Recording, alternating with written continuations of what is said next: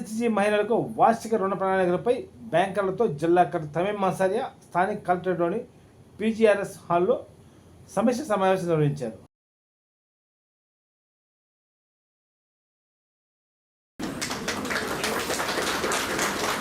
బెస్ట్గా ఉంటుంది, జిల్లా అభివృద్ధిలోకి వెళ్తుంది అనే ఉద్దేశంతో తమను ఇన్వైట్ చేయడం జరిగింది మేడం. సో ఇంటర్నల్ లెండింగ్ ఎస్హెచ్జిస్ యొక్క సేవింగ్స్ విత్డ్రాల్ దీనికి సంబంధించి అట్లనే సో దాని మీద బ్రీఫ్ ఒకటి, అట్లనే మనం ఈ జూన్ ఫస్ట్ క్వార్టర్లో అది డిపిఎం సరిత బ్రీఫ్ చేస్తారు అందరికీ. మా డిపిఎం సరిత ఈ యొక్క annual credit and livelihood action plan 25-26 యొక్క సతే మన ప్రకాశం జిల్లాలో మనకు తెలిసి టోటల్గా మనకి ప్యాకేజెస్ మన జిల్లాలో ఉన్నాయి. వీటిలో 4 lakhs ప్లాన్ని తయారు చేయడం జరిగింది. దీంట్లో మన అందరి మహిళలకి 3,835 crores వాళ్ళు ఇన్కమ్ జనరేషన్ యాక్టివిటీస్ ఎవరైతే మన మహిళలు ఎస్టాబ్లిష్ చేయాలని లోన్స్ అడిగారో వాటిని ఈ కేటగిరీ ఎంత అమౌంట్ అడిగితే వాళ్ళకున్న లిమిట్ని బట్టి మనం ఇచ్చేస్తా వచ్చాము తీసుకొచ్చేది. అట్లనే సిసి గారు హెచ్ఎల్పి చేసేవాళ్ళు. అయితే మనకి ఇప్పుడు సెక్వార్ ఇన్స్ట్రక్షన్స్ ప్రకారం ఎక్కడా కూడా మాన్యువల్ డాక్యుమెంట్స్ తోటి ఫిజికల్గా అకౌంటింగ్ 3,900 crores అమౌంట్ ఏదైతే ఉందో అదంతా కూడా మీరే సపోర్ట్ చేయాల్సి ఉంది. సో కాబట్టి ఏదైతే ఇన్కమ్ వచ్చిందో దాన్ని మీకు ఇచ్చాము. ఏదైతే 2,923 crores రేషన్ నీడ్స్ అనమాట. అంటే ఆదాయ అభివృద్ధి కార్యక్రమం కోసం వాళ్ళు అడిగే లోన్స్ని ఒక పార్ట్ అనేది జరిగింది. సో ఇప్పుడు మనకి గవర్నమెంట్ ఆఫ్ ఆంధ్రప్రదేశ్ ఫస్ట్ ఏప్రిల్లో ఒక ప్లాన్ తయారు చేసాము. ఇందాక పీడీ గారు చెప్పినట్లుగా తాళ్ళూరు మండలం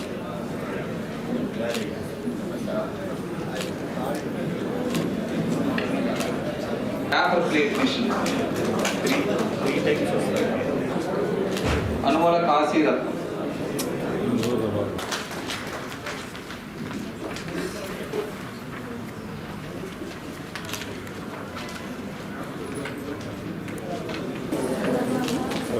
గత సంవత్సరం ప్రకాశం జిల్లా మన డిస్ట్రిక్ట్ లో మాత్రమే దాదాపు 4,50,000 members self help group members ఉన్నారు. అంటే ఇది 1/4 ఆఫ్ డిస్ట్రిక్ట్ పాపులేషన్. సో మనకు 22 lakhs ఉంటే మనకు దాదాపు 5 lakhs members self help group members ఉన్నారు. So this is one of the strongest social capital. Prakasam జిల్లాలో సెల్ఫ్ హెల్ప్ గ్రూప్ మెంబర్స్ మిగతా డిస్ట్రిక్ట్స్ కంటే యాక్టివ్గా ఉన్నారు కాబట్టి ఇప్పుడు మనకు యోగా ఆంధ్ర ప్రోగ్రాంలో కూడా సెల్ఫ్ హెల్ప్ గ్రూప్ మెంబర్స్ని ప్రతి ఒక్క డిస్ట్రిక్ట్ కూడా ఒక థీమ్ ఇవ్వడం జరిగింది. మనకు సెల్ఫ్ హెల్ప్ గ్రూప్ మెంబర్స్తో యోగా చేయడానికి థీమ్ ఇవ్వడం జరిగింది. ఇప్పుడు సెల్ఫ్ హెల్ప్ గ్రూప్ మెంబర్స్ ఒక 5 members ఇక్కడ మాట్లాడారు. సో వారిని చూసినప్పుడు చాలా సంతోషంగా ఉంది. అంటే ఎంత వారు లైఫ్లో సక్సెస్ అయ్యి ఇప్పుడు ఇంతమంది ముందు వచ్చి వారి సక్సెస్ స్టోరీ వారు చెప్తున్నారు. సెల్ఫ్ హెల్ప్ గ్రూప్ మెంబర్స్ అందరూ కూడా సక్సెస్ఫుల్ ఎంటర్‌ప్రీనర్స్గా మీరు మారాలి. సో దానికోసమే గౌరవ ముఖ్యమంత్రి గారు ప్రత్యేకంగా అంటే 1 family 1 ఎంటర్‌ప్రీనర్ సో ఆ కాన్సెప్ట్ పైన ఒక్కొక్క కాన్స్టిట్యున్సీకి ఒక MSME పార్క్ పెట్టి దాంట్లో ఎక్కువ మహిళల్ని మనం ముందుకు తీసుకురావాలి అనే ఉద్దేశంతో వివిధ స్కీమ్స్ ఇంప్లిమెంట్ చేయడం జరుగుతున్నది. సెర్ప్ నుంచి ఈ సంవత్సరం కొత్తగా ఈ యాన్యువల్ క్రెడిట్ ప్లాన్ సో దాంట్లో కూడా సెపరేట్గా సర్వే చేసి గుడ్డేపి నియోజకవర్గం బిట్రగుంటలో అంబేద్కర్ను అవమానించిన అగ్రకుల దురహంకారంపై ప్రభుత్వం చర్యలు తీసుకోవాలని మాజీ మంత్రి ఆదిమూలపు సురేష్ అన్నారు. స్థానిక వైఎస్ఆర్ పార్టీ కార్యాలయంలో మీడియా సమావేశంలో పాల్గొని మాట్లాడారు. కార్యక్రమంలో కనకారావు మాదిగ, కాకుమాని రాజశేఖర్, వేమా సీను, కసుకుత్తి ఆదరణ, కార్పొరేటర్ ఇమ్రాన్, బడుగు ఇందిర తదితరులు బాగున్నారు.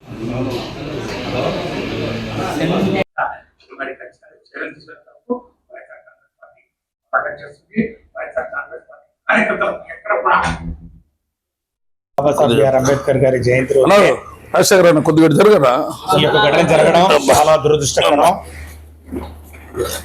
మళ్ళా సంవత్సరం తర్వాత పునరావృతం అవుతుందంటే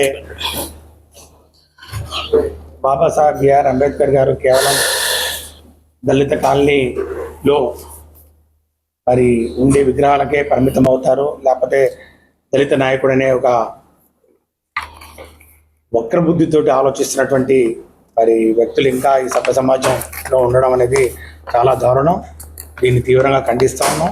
దీని మీద ఖచ్చితంగా ప్రభుత్వం, ముఖ్యంగా ఈ సాంఘిక సంక్షేమ శాఖ మంత్రి వారి నియోజకవర్గంలో ఈరోజు ఇది జరగడం చాలా చాలా దురదృష్టకరం. దీన్ని ఏ రాజకీయ కోణం ఉన్నా కూడా, ఎవరైనా కూడా, ఏ పార్టీ ఉన్నా కూడా ఇలాంటి ఆలోచన విధానం ఏదైతే ఉందో, బాబాసాహెబ్ బిఆర్ అంబేద్కర్ గారి చిత్రపటం కానివ్వండి, బాబాసాహెబ్ బిఆర్ అంబేద్కర్ గారి విగ్రహాలు కానివ్వండి, కేవలం దళిత వాడల్లో, దళిత కాలనీలో మాత్రమే ఉండాలి, అక్కడే వెలయాలి, అక్కడే దానికి పరిమితం చేయాలనే ఒక ఆలోచన అనేది చాలా దారుణం. ఇది ఈరోజు ఈ రాష్ట్రానికి, దేశానికే స్ఫూర్తిదాయకమైనటువంటి నాయకత్వం అందించినటువంటి గౌరవనీయులు శ్రీ వైఎస్ జగన్మోహన్ రెడ్డి గారు విజయవాడ నడిబొడ్డున 125 అడుగుల డాక్టర్ బాబాసాహెబ్ బిఆర్ అంబేద్కర్ విగ్రహాన్ని ప్రతిష్ఠించి ఆ మహాశిల్పాన్ని అందరికీ కూడా ఆదర్శంగా నిలిచారు. ఆయన యొక్క స్ఫూర్తి, బాబాసాహెబ్ బిఆర్ అంబేద్కర్ గారి యొక్క ఆలోచన విధానం, ఆ యొక్క భావజాలం యావత్ భారత జాతి గర్వించదగ్గ ఒక అంశంగా పరిగణించి ఆ విధంగా చేయడం మరి ఈరోజు మనం చూసాం. కాబట్టి బాబాసాహెబ్ బిఆర్ అంబేద్కర్ గారు ఒక దళిత కాలనీకి కానివ్వండి, దళిత వాడలకే పరిమితం కాదు, ఆయన ఒక జాతి సంపద. కాబట్టి ఈ ఆలోచన ధోరణిలో, ఇంకా ఈ మూస విధానంలో ఎవరైనా ఆలోచిస్తుంటే అలాంటి వారిని ఖచ్చితంగా కఠినంగా శిక్షించాల్సినటువంటి అవసరం ఉంది. మరి దీని మీద ఇప్పటికే జరుగుమల్లి పోలీస్ స్టేషన్లో కేసు రిజిస్టర్ చేయడం జరిగింది.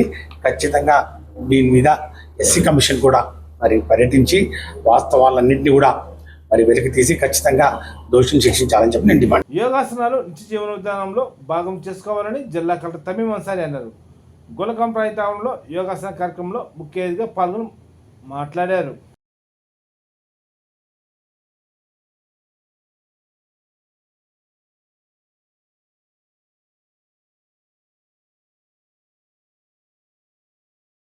One, two, three, four, five, six.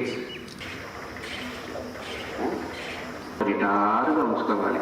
చక్కగా మన అతిథులు ఒకసారి వెరీ గుడ్ రెడీ 1 చేద్దాం. కుడి ముక్కుని క్లోజ్ చేస్తాం. ఎడమ ముక్కు ద్వారా శ్వాసను బాగా పైకి తీసుకొని ఎడమ ముక్కు ద్వారా వదులుతాం. జనరల్గా 8, 9, 10 రిలాక్స్. ఇవన్నీ చాలా సింపుల్ ఎక్సర్సైజ్ అండి. ప్రతి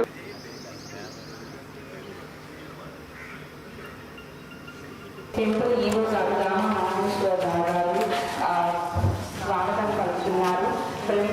ప్రముఖ అధికారులైనటువంటి చేస్తున్నారని ఒకసారి మీ కరతాళ గౌరవ మధ్య ఆహ్వానిస్తున్నాను. ఈ వృక్షాసనం చేయడం వల్ల రిలాక్స్ 3 రిలాక్స్ 3 ఎందుకు తీసుకోవడం relax very good excellent relax 2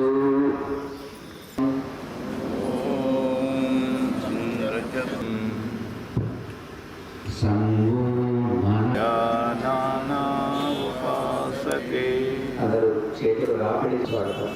అందరూ లేచి నిలబడితే ప్రోటోకాల్ ప్రకారం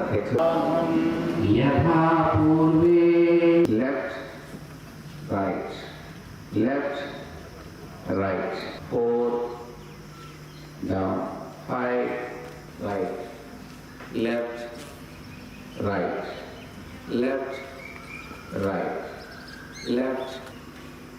4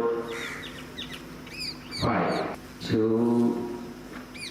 3 4 2 3 4 2 relax 3 up 4 check relax next 10 11, 12, 13, 14, 15, 16, 17, 18, 2, 3, 4, 5, 6, 7, 8, 9, 10. Relax. 3, 4, 5, 6, 7, 8, 9. ఎక్కడో అడవుల్లో కూర్చొని మనము ఈరోజు ఎంతసేపు మనము ధ్యానంలో కూర్చో మీ బ్రీత్ ఎంతసేపు మీరు హోల్డ్ చేయగలరు ఓంకారంలో గమనించండి అందరూ. శ్వాస మీద ధ్యాస. మన శ్వాస ఎంత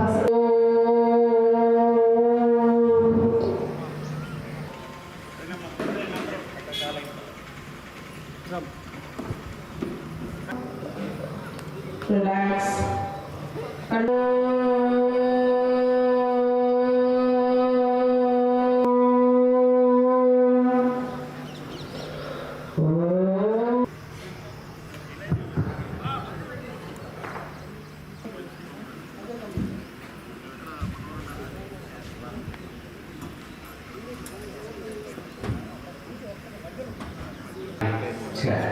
Change.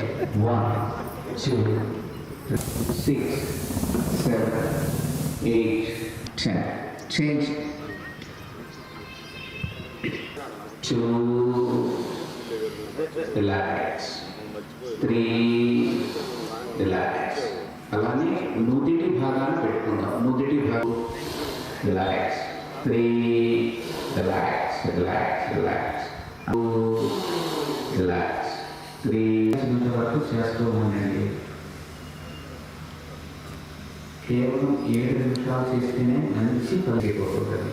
చేస్తూ ఉండండి. చక్కటి చక్కటి ఫలితాలు వస్తాయి.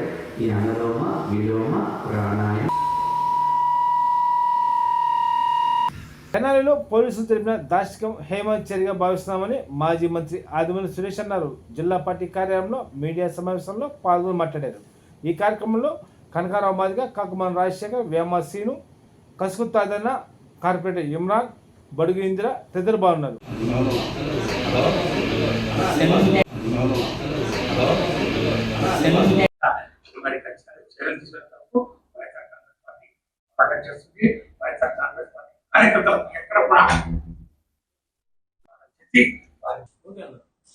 అందరికీ నమస్కారం. ఈ రాష్ట్రంలో కూటమి ప్రభుత్వం పరిపాలన ఈ సంవత్సర కాలంలో ప్రజాస్వామ్య పరిపాలనకు బదులు ఆటవిక పరిపాలన, రాజ్యాంగబద్ధంగా పరిపాలన సాగించాల్సినటువంటి పరిస్థితుల్లో రెడ్ బుక్ రాజ్యాంగాన్ని అమలు చేసే క్రమంలో వ్యవస్థలు ఒకదాని మీద ఒకటి పోటీ పడుతూ ఆ రెడ్ బుక్ రాజ్యాంగాన్ని అమలు చేసే దిశలో చూపిస్తున్నటువంటి ఉత్సాహం కానివ్వండి, తాపత్రయం కానివ్వండి, నిన్న జరిగినటువంటి తెనాలి ఘటనకు అది ఒక పరాకాష్ఠగా భావించవచ్చు.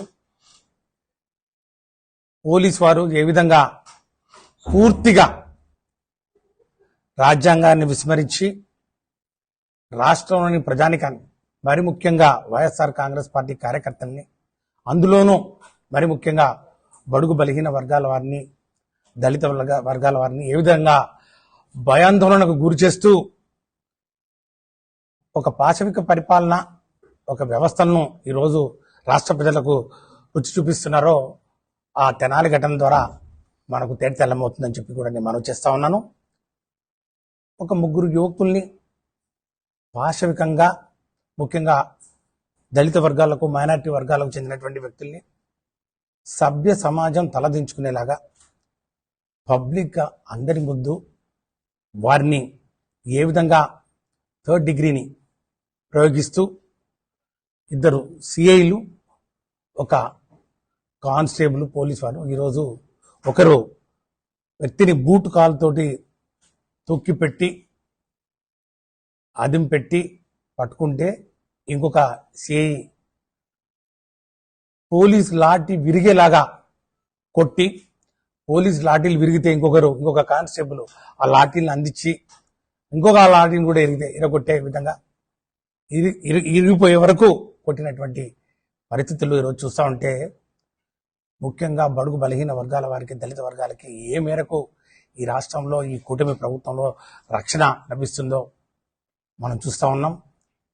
దళిత బడుగు బలహీన వర్గాలు, మైనారిటీ వర్గాల ఆత్మగౌరవాన్ని దెబ్బతీసే విధంగా ఈ ప్రభుత్వం వ్యవస్థలను వినియోగించుకుంటూ ప్రజలను భయాందోళనకు గురి చేస్తున్నటువంటి పరిస్థితి.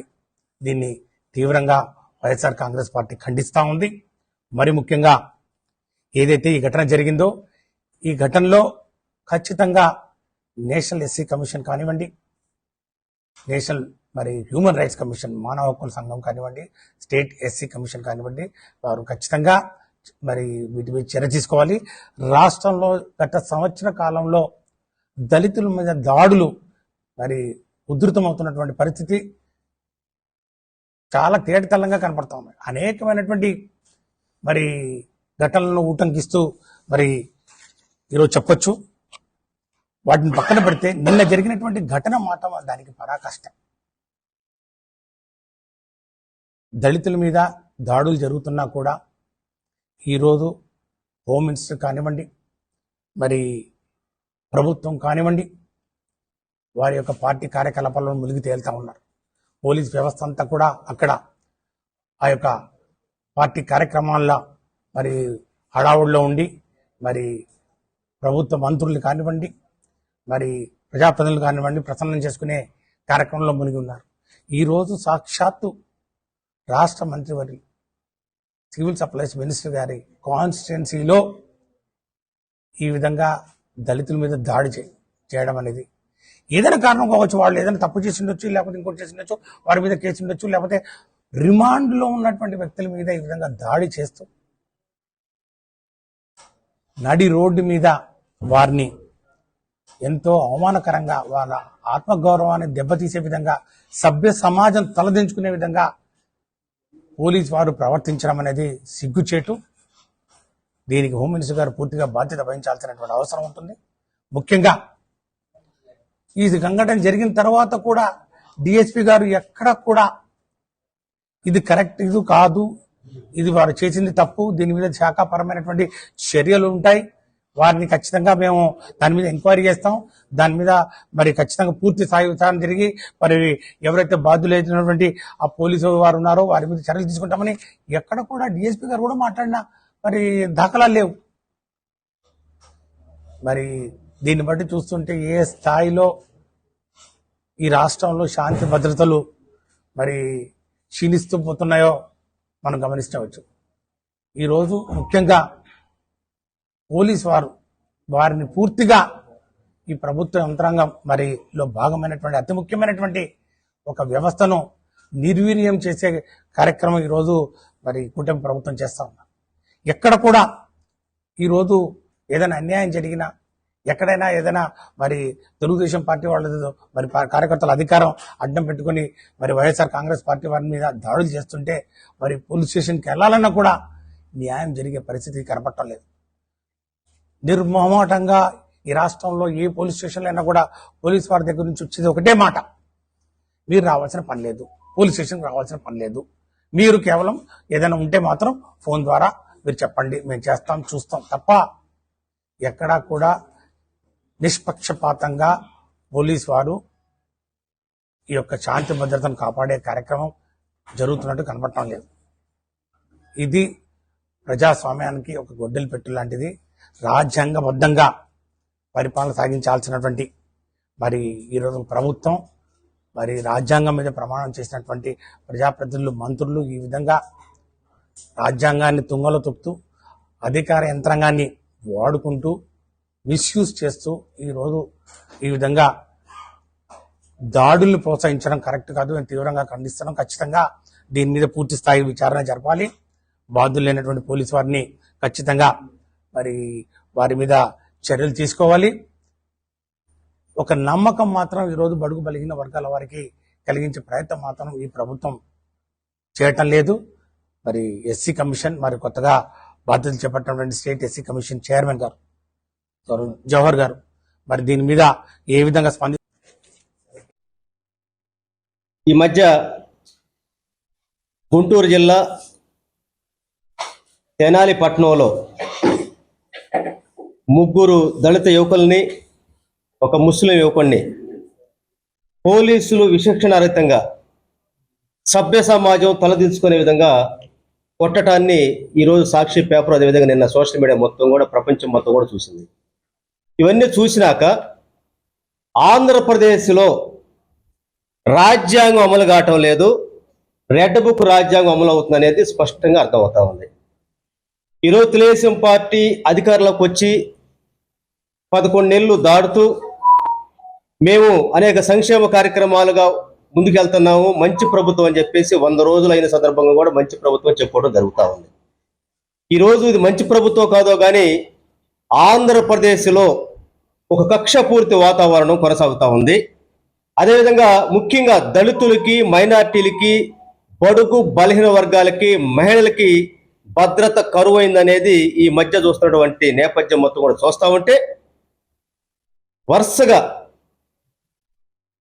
ఏ రోజు పేపర్ తీస్తే ఆ రోజు ఏదో ఒక చోట దళితుల మీద దాడులు జరుగుతుంటమో, దళిత మహిళల మానభంగం చేయటమో, దళిత యువకుల మీద దాడులు చేసి కొట్టడమో, లేదా గ్రామాలు బహిష్కరించడమో జరుగుతున్నటువంటి నేపథ్యం మనం చూసాం. ఈరోజు స్వయాన నేను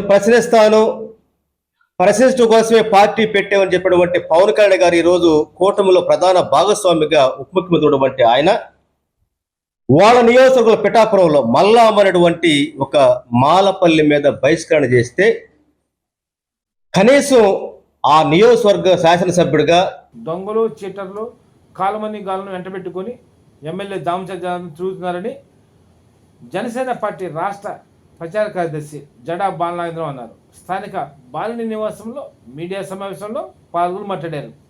ఈ కార్యక్రమంలో కార్పొరేటర్ గోపిరెడ్డి గోపాల్ రెడ్డి తదితరులు పాల్గొన్నారు.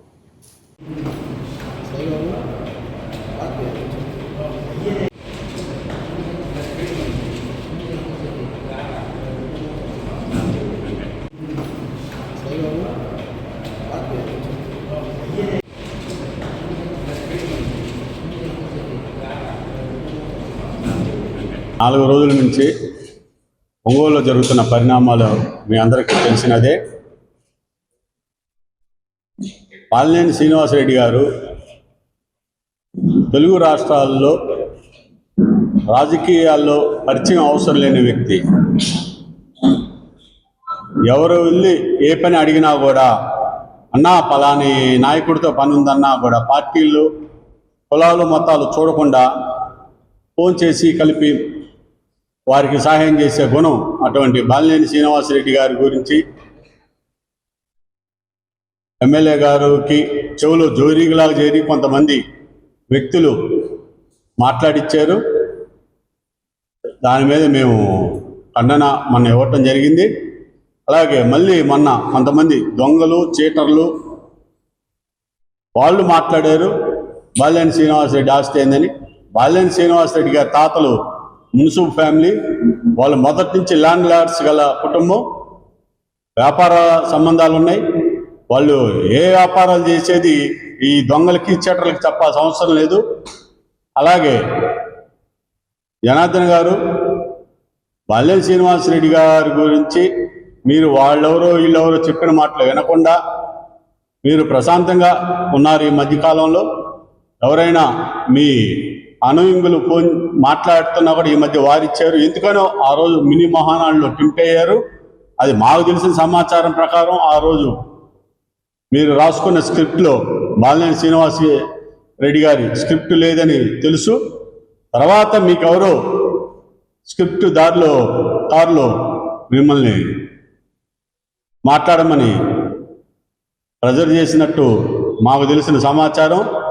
దయచేసి మీరు తిరుగుతుంటే కొన్ని మీడియా పత్రికలు మీ తాతగారితో ఉన్న ఫోటోలు, ఈ సిరుపు వెంకట ఫోటోలు వేస్తే ప్రచురించగా తర్వాత వెంకటరావుని మందలించి నువ్వు రావద్దబ్బాయి నా దగ్గరికి, నేను చంద్రబాబు దగ్గర ఎక్స్ప్లెనేషన్ ఇచ్చుకోవాల్సి వచ్చింది, నాకు వద్దయ్యా నా పదవికే ముప్పు వచ్చింది అనే పరిస్థితిలో మీ తాతగారు చెప్పారు. ఆనాడే మీ తాతగారు జాగ్రత్త పడ్డారు. మీ తాతగారు బతుకున్నంత కాలం ఇతని దగ్గరికి రానియలేదు. ఆ తర్వాత బాలినేని శ్రీనివాసరెడ్డి గారి గురించి తిరుపతి వెంకటరావు కూడా మాట్లాడే పరిస్థితికి వచ్చాడు. ఎన్నిసార్లు బాలినేని శ్రీనివాసరెడ్డి గారు ఇతన్ని స్టేషన్లోంచి తీసుకొచ్చాడు. ఎన్కౌంటర్ చేసే పరిస్థితుల్లో ఉంటే ఇతనికి రివార్డు కూడా ప్రకటిస్తే మీ భార్యా పిల్లలు వచ్చి బాలినేని శ్రీనివాసరెడ్డి గారి దగ్గరికి వచ్చి నెత్తినెవరు కొట్టుకొని ఏడిస్తే యాదవ కుల సంఘాల మొత్తం వచ్చి మొరబెట్టుకుంటే బాలినేని శ్రీనివాసరెడ్డి గారిని ఒక్కసారికి అతన్ని బయట ఏంటంటే ఆ రోజున్న బాలినేని శ్రీనివాసరెడ్డి గారు అతనుకున్న పలుకుబడితో ఇతన్ని ఎన్కౌంటర్ నుంచి బయట వేశాడు. అవన్నీ మర్చిపోయి అతను కూడా బాలినేని శ్రీనివాసరెడ్డి గారి గురించి మాట్లాడుతున్నారు. అలాగే ఇతను మీ టంగుటూరు మండలంలోని ఒక ప్రముఖ పారిశ్రామికవేత్త ఇంట్లో దొంగతనానికి వెళ్ళి అతని మీద హత్యాయత్నం చేసే సంగతి నీకు తెలుసు, ప్రకాశం జిల్లా ప్రజలందరికీ కూడా తెలుసు. ఇతను చీరాల్లో యాదవ సంఘానికి చెందిన ఎమ్మెల్యే ఉన్నారు. ఇతను కులపోటు కదా, ఇబ్బందుల్లో ఉన్నాడు, పోలీస్ కేసుల్లో ఇబ్బందులను దగ్గరికి తీస్తే అతని దగ్గర షెల్టర్గా చేరి చీరాల్లో దొంగతనాలు చేసి అక్కడున్న యాదవ సంఘ పోలీస్ ఆఫీసర్లకి తలనొప్పిగా మారి వాళ్ళు ట్రాన్స్ఫర్ అవటం, అదేవిధంగా ఆ యాదవ సంఘ నాయకుడి రాజకీయ జీవితం అంతటితో ఆ రోజుతో ఆగిపోయింది. అలాగే కరణం బలరాం ఎంపీగా ఉన్నప్పుడు ఇప్పుడున్న డిఎస్పీ శ్రీనివాసరావు గారు ఇతను చేసే శాస్త్రులు చూడలేక లాక్కొని వెళ్ళాడు. ఇటువంటి వ్యక్తిని మీరు ఎమ్మెల్యే గారు కారులో తిప్పుకుంటూ ప్రెస్ మీట్లో పెట్టి బెదిరిస్తూ మాలాంటి వాళ్ళని ఏమని మెసేజ్ ఇద్దామనుకుంటున్నారు ప్రకాశం జిల్లా ప్రజలకి, ఒంగోలుకి? అతను నాకు గోరీ కడతానంటాడు. గోరీ నాకెందుకు కడతాడండి ఎమ్మెల్యే గారు? మీరు అతన్ని కంట్రోల్ చేసుకోవాలి. నాకు గోరీ కడతానన్న వ్యక్తి నేను ఎవరిని మర్డర్లు చేయలేదే, ఎవరింట్లో దొంగతనాలకు పోలేదే, ఎవరికి కిరాయిత్తులు చేయలేదే. అటువంటి వ్యక్తులతో ప్రెస్ మీట్ పెట్టించారు మీరు. తెలుగుదేశం పార్టీ మహానుభావుడు ఎన్టీ రామారావు పెట్టే ఎంతో మందికి శిక్షణా తరగతులు ఇచ్చారు. ఏ సబ్జెక్టు మీద ఎట్లా మాట్లాడాలి, ఎవరు ఏ సబ్జెక్ట్ మీద మాట్లాడాలి, కూలంకుషంగా ఏ మీద వెళ్ళాలి. అంతేగాని రాజకీయంగా మాట్లాడాలి, రాజకీయ నాయకులు మాట్లాడాలి. అంతేగాని ఇటువంటి దొంగలతో మాట్లాడించడం అనేది నేను ఎప్పుడు చూడలేదు. మీరెందుకు ఈ దొంగతో మాట్లాడించారో నాకైతే తెలీదు. మీరు ఒక్కసారి ఆత్మని విమర్శలో డైఫర్లు వేసుకుంటున్నాడు. ఇప్పుడే మీరు డైఫర్లు వేసారు రాజకీయాల్లో తిప్పుతూ. అతని సంగతి మీకు తెలుసా? కొత్తబండి బస్ స్టాండ్ నుంచి కొప్పల్ దాకా ఎవరన్నా అడిగినా కాల్మని కుర్రోడు అంటారు. తెల్ల పేపర్ల మీద సంతకాలు పెట్టించుకోవటం, పట్టాలు తాకట్టు పెట్టుకోవటం, 10 రూపాయల వడ్డీలు, 20 రూపాయల వడ్డీలు, కాల్మని కుర్రోడు అంటారు. అతని వల్ల మీకు ఎంత చెడ్డ పేరు వస్తుందో అది తెలుసుకోండి. అతన్ని మీరు ఎంకరేజ్ చేస్తున్నారు. అలాగే నేను డొక్కా సీతమ్మ క్యాంటీన్ పెట్టి చందాలు వసూలు చేశాను. నేనే రూపాయి తీలా. నేను ఏ గుళ్ళో వచ్చి ప్రమాణం చేయమని చేస్తాను. నాగబాబు గారికి 100 రోజులు పెడతానని చెప్పాను. 145 రోజులు పెట్టాను. 130 రోజులు నా సొంత నిధులు, 15 రోజులు దాతలు ఇచ్చారు. మీ మీడియా వాళ్ళందరికీ కూడా తెలుసు. దాతలు ఇచ్చిన రోజున వారి పేర్లు మీ మీడియా పరంగా ఈరోజు పలానా దాత అన్నదాన కార్యక్రమానికి ముందుకు వచ్చారని చెప్పా. ఇదే మొదలు కూటమి గవర్నమెంట్ వచ్చిన తర్వాత అన్నా క్యాంటీన్లు రెడీ చేసే క్రమంలో గవర్నమెంట్ నుంచి ఈ వార్తల సమాప్తం. నమస్కారం.